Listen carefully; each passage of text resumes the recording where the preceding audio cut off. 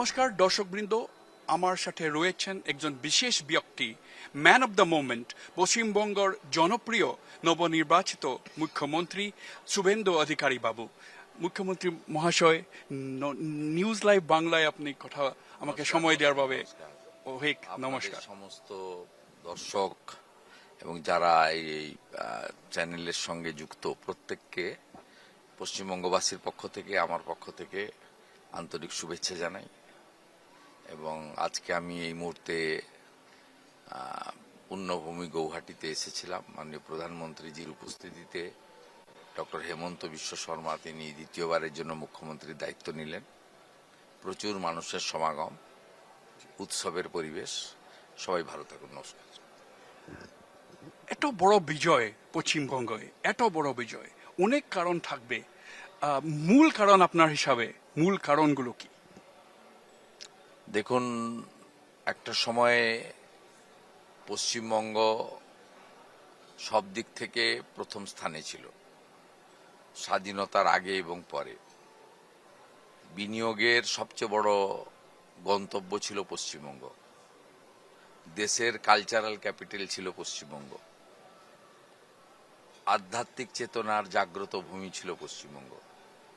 ক্রমে ক্রমে যেভাবে পশ্চিমবঙ্গকে পিছিয়ে দেওয়া হয়েছে 34 বছরের বামফ্রন্টের শাসনে, পরবর্তীকালে এই কুশাসন অপশাসন তৃণমূল কংগ্রেসের 15 বছরে, তার ফলে এক কথায় বলা যায় মানুষ পরিত্রাণ চেয়েছিল এবং সেটা পরিবর্তনে রূপান্তরিত হয়েছে। এবং নরেন্দ্র মোদীজির নেতৃত্বে, ডক্টর শ্যামাপ্রসাদ মুখার্জির আদর্শে যে ভারতীয় জনতা পার্টি, তাকেই মানুষ বিশ্বাসযোগ্য বিকল্প শক্তি হিসেবে গ্রহণ করেছে। আপনি আজকে 4 দিন হলো, today is the 4th day আপনি কার্যভার গ্রহণ করার পরে মুখ্যমন্ত্রী হিসাবে। ইনিশিয়াল একদম প্রিলিমিনারি আপনার অ্যাসেসমেন্টটা কি এই 4 দিনে, আর কিভাবে আপনি পশ্চিমবঙ্গকে আগিয়ে নেবেন? দেখুন, এক্ষুনি আমাদের তো মাননীয় প্রধানমন্ত্রীজি নির্বাচনের প্রচারটাতে লিড করেছেন। তিনি যে কথাগুলো বলেছেন সেই কথাগুলোর কার্যকর করাই আমাদের কাছে সবচেয়ে বড় অগ্রাধিকার। সঙ্গে সঙ্গে বিজেপি যে সংকল্পপত্র দিয়েছে, সেই সংকল্পপত্র কার্যকর করা এবং মাননীয় কেন্দ্রীয় স্বরাষ্ট্রমন্ত্রী অমিত শাহজির নেতৃত্বে ভারতীয় জনতা পার্টি যে চার্জশিট প্রকাশ করেছে এই সরকারের যে অপশাসনের ফলে ইনস্টিটিউশনাল করাপশন এবং নারী সুরক্ষা, এইগুলো আমাদেরকে পর্যায়ক্রমে কার্যকর করতে হবে। আমরা ইতিমধ্যে সে কাজ শুরু করেছি। গতকাল ক্যাবিনেট মিটিংয়ে আমরা বেশ কিছু গুরুত্বপূর্ণ সিদ্ধান্ত নিয়েছি এবং আমাদের কাছে আসাম, বিশেষ করে অনুপ্রবেশকারীদের যারা ভারতীয় নয় তাদেরকে শনাক্ত করে তাদেরকে পশ্চিমবঙ্গের বাইরে পাঠিয়ে দেওয়া বা তাদের নিজের নিজের দেশে ফিরিয়ে দেওয়া, এটা একটা বড় চ্যালেঞ্জ। এবং এটা করতে গেলে প্রথম হচ্ছে বর্ডার সুরক্ষা এবং কাঁটাতারের বেড়াটাকে কমপ্লিট করা। এই সরকার, মানে বিগত সরকার, তারা শুধুমাত্র পশ্চিমবাংলার তোষণের রাজনীতি বা সীমাহীন দুর্নীতি করেননি, তারা দেশের সঙ্গে বিশ্বাসঘাতকতা করেছেন। তারা বিএসএফকে প্রয়োজনীয় জমি দেননি। এই প্রক্রিয়া আমরা গতকালই শুরু করেছি। ফার্স্ট ডে আপনার এটা ক্যাবিনেটের একটা মেজর ডিসিশন ছিল, শুরু করেছি এবং আপনি শুনলে অবাক হয়ে যাবেন, 2025 সালের 16 জুন ভারত সরকার সেন্সাস অর্থাৎ জনগণনার জন্য নির্দেশিকা পাঠানো হয়েছিল। মমতা ব্যানার্জি গত 11 মাস এটা করতে দেয়নি। 11 মাস। কালকে আমরা অর্ডার ইস্যু করলাম। ভাবতে পারেন, সেন্সাস জনগণনার সঙ্গে তো রাজনীতির কোনো সম্পর্ক নেই। পশ্চিমবাংলার এবং ভারতবর্ষের দেশের প্রশ্নযুক্ত, সেখানেও এত নেগেটিভ মাইন্ডসেট, কেন্দ্রীয় কর্মসূচিগুলোতে উন্নয়ন, আয়ুষ্মান ভারত সহ যুক্ত না হওয়া, সব মিলিয়ে যা করে রেখেছে বাংলাকে, স্বাধীনতার পরে ব্রিটিশ যেভাবে দেশের ক্ষতি করে দিয়ে গিয়েছিল, দেশকে নবনির্মাণ করতে হয়েছে তৎকালীন রাষ্ট্রীয় নেতাদের, আমাদের পশ্চিমবঙ্গে এখন পশ্চিমবঙ্গকেও নবনির্মাণ করতে হবে। নবনির্মাণ করতে হবে। ওইটা ওইটা ওইটা কি লেভেলের চ্যালেঞ্জ হবে এটা? চ্যালেঞ্জ নয়, দিল্লির সাপোর্ট পেলে, মোদিজির আশীর্বাদ ধন্য এই সরকার, যে সরকার আমি নয় আমরা নীতিতে বিশ্বাস করে, যে সরকার সংবিধানকে অগ্রাধিকার দেয়, যে সরকার স্বচ্ছতার প্রশ্নে জিরো টলারেন্স রাখে, যে সরকারের কোনো অ্যাপিজমেন্ট এবং পরিবারবাদ থাকে না, সেটা আমরা করতে পারবো। আমাদের চ্যালেঞ্জিং এর ক্ষেত্রে অর্থনৈতিক যে অবস্থা, খেলা মেলা দান খয়রাতি করে মাননীয় আগের মুখ্যমন্ত্রী করে গেছেন, এই অর্থনৈতিক যে ভয়ঙ্কর একটা অবস্থা, এটা প্রাথমিকভাবে কালকে অর্থ দপ্তরের ইন্টারনাল তথ্য বা হিসাবপত্র দেখে শিউরে ওঠার মতো। আপনি এই শক হয়ে গেছেন? শক মানে আপনি শকড? ভীষণ চিন্তিত, কিন্তু আমার বিশ্বাস আছে ভারত সরকারের সাহায্যে বাংলার আপামর মানুষ, বিজনেস ইন্ডাস্ট্রি সবার সাহায্য নিয়ে আমি এটাকে দাঁড় করাতে পারবো। মুখ্যমন্ত্রী মহাশয়, এই যে বর্ডারটা ওপেন ছিল, আপনারা কালকেই জমি দিয়ে দিয়েছেন, কাঁটাতারের বেড়াটা, এটা কি জমি দেওয়ার প্রক্রিয়াটা শুরু হ্যাঁ, করেছি আমরা, কালকে 110 একর জমি দিয়ে দিয়েছি, 45 দিনের মধ্যে আমরা কমপ্লিট করব। এটা কি লেভেলের সিকিউরিটি থ্রেট ছিল বা আছে এখনো? সিকিউরিটি থ্রেট তো ছিল। আপনি আসাম ত্রিপুরা যখন বন্ধ করছে বিজেপি রুল স্টেট, তখন ওখান থেকে লিক হচ্ছে, এবং তারা আবার অবৈধ Aadhaar card, EPIC card, ration card বানিয়ে আপনার এখানে আবার চলে আসছে। একটা এটা তো শুধু বাংলার থ্রেট ছিল না, দিল্লি Eastern থেকে, and North Eastern হ্যাঁ, threat ছিল। কাশ্মীর থেকে কন্যাকুমারী, গোটা দেশের কাছে থ্রেট ছিল। দেখুন, রেজাল্ট বাইর হওয়ার পরে একজন মৌলবাদী নেতা বাংলাদেশে, ওনার নাম ডিউক হুডা, ওই জামায়াতে ইসলামী মৌলবাদী সংগঠন, ওরা কি বলছে, ওরা বলছে কি প্রাক্তন সরকারকে অ্যাড্রেস করে ওরা বললো কি দিল্লির সঙ্গে জং শুরু করে দাও, ইন্ডিপেন্ডেন্স ডিমান্ড করে দাও ওয়েস্ট বেঙ্গল, আমরা 17 কোটি মানুষ। পরিকল্পনা ছিল গ্রেটার বাংলাদেশ বানানো, thanks to people of Bengal, thanks to BJP কার্যকর্তা, এবং we are grateful to Narendra Modiji. তার নেতৃত্বে বাংলা বেঁচে গেছে। দেশের সুরক্ষার প্রশ্নেও আমরা অত্যন্ত চিন্তিত ছিলাম।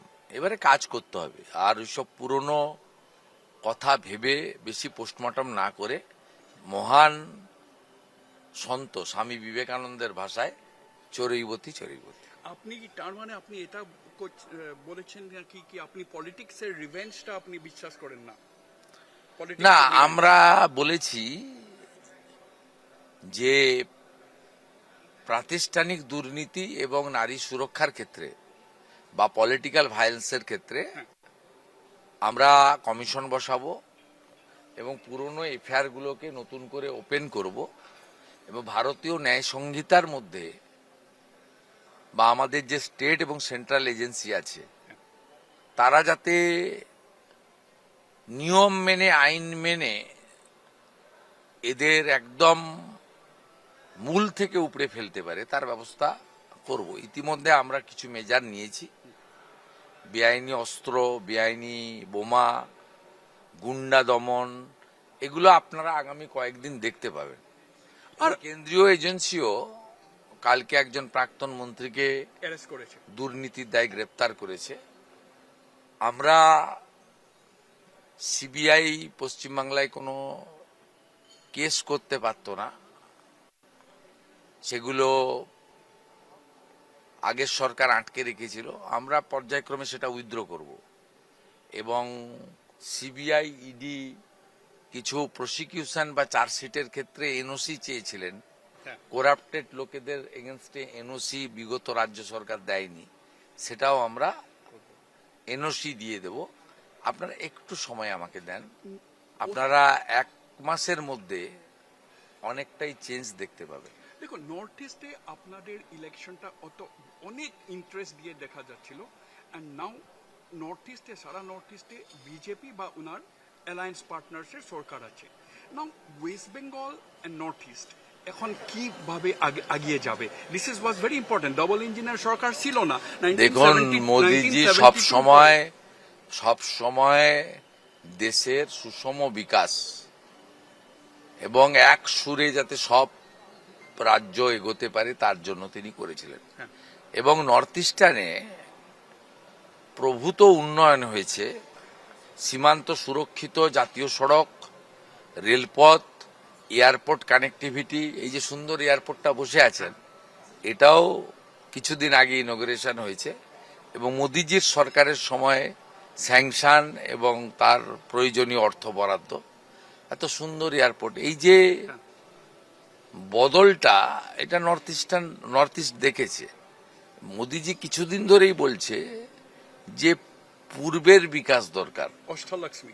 হ্যাঁ, পূর্বের বিকাশ দরকার, পূর্বোদয়। হ্যাঁ, সেটাতে বিহারে সম্রাট চৌধুরীজি দায়িত্ব নিয়েছেন, আপনি এসে গেছেন, উড়িষ্যায় এসে গেছে, আর পশ্চিমবাংলা আমরা সবে এসেছি। অর্থাৎ অঙ্গ বঙ্গ কলিঙ্গ কমপ্লিট হয়ে গেছে। মোদিজি বিহার জয়ের দিন থেকেই বলছেন গঙ্গোত্রী থেকে যেন আমরা গঙ্গাসাগর পর্যন্ত পৌঁছাতে পারি। গত 4 তারিখের ফলাফলে মোদিজির এই স্বপ্ন, তার যে ইচ্ছাটাকে বাংলার গণদেবতা জনতা জনার্দন পূরণ করেছে।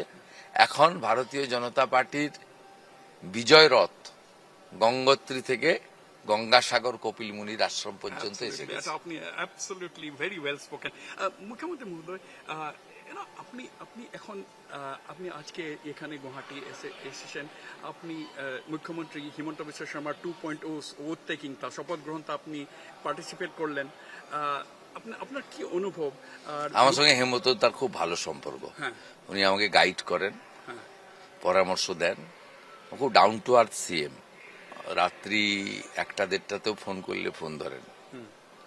এবং পশ্চিমবাংলায় বিগত দিনে রাজনৈতিক লড়াইতে তো ওনার সাপোর্ট আমরা পেয়েছি।